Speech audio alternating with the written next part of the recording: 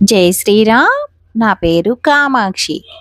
నేను దేశీ ఆవుని. మీరందరూ దేవాలయానికి వెళ్ళి దేవతల్ని దర్శించుకుంటారు కదా. ఆ దేవతలందరూ నాలోనే ఉన్నారు. ముక్కోటి దేవతలకు, త్రిమూర్తులకు, సరస్వతికి, లక్ష్మికి, వసువులకు, భూమండలంలోని ఉన్న అన్ని పర్వతాలు నాకు ప్రదక్షిణ చేస్తే భూమండల ప్రదక్షిణ చేసినట్టే తెలుసా మీకు?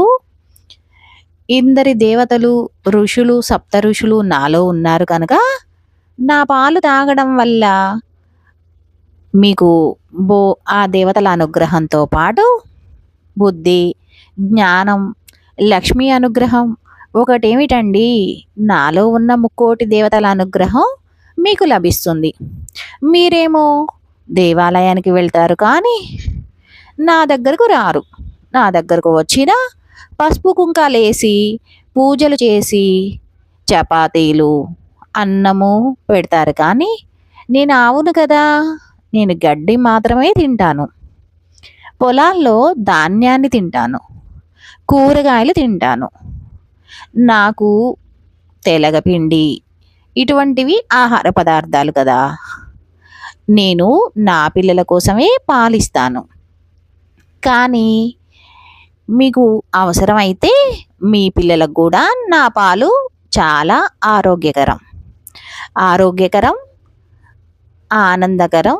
దేవుడి అనుగ్రహాన్ని మీకు నేను ఖచ్చితంగా నా పాల ద్వారా ఇవ్వగలను.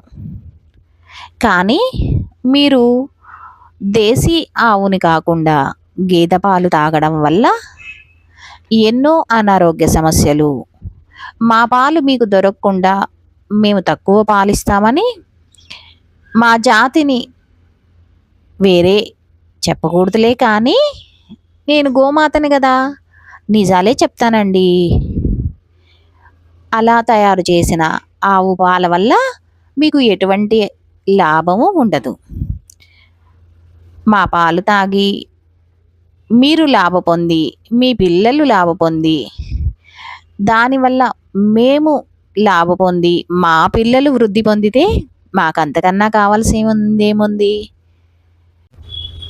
మీరు మా పాలు తాగడం వల్ల మా జాతి వృద్ధి పొందుతుంది. మేము వృద్ధి పొందితే మా పిల్లలు, గోసంతతి వృద్ధి పొందుతుంది. మొన్న శివరాత్రికి నందీశ్వరుడికి పూజలు చేశారు కదా. గుళ్ళో నందీశ్వరుడు కాదండి, మా సంతతిని పెంచే నందీశ్వరుణ్ణి రక్షించండి. ఆ నందీశ్వరుణ్ణి రక్షిస్తే సాక్షాత్తు శివానుగ్రహం మా ద్వారా మీకు లభిస్తుంది. Thanks for watching.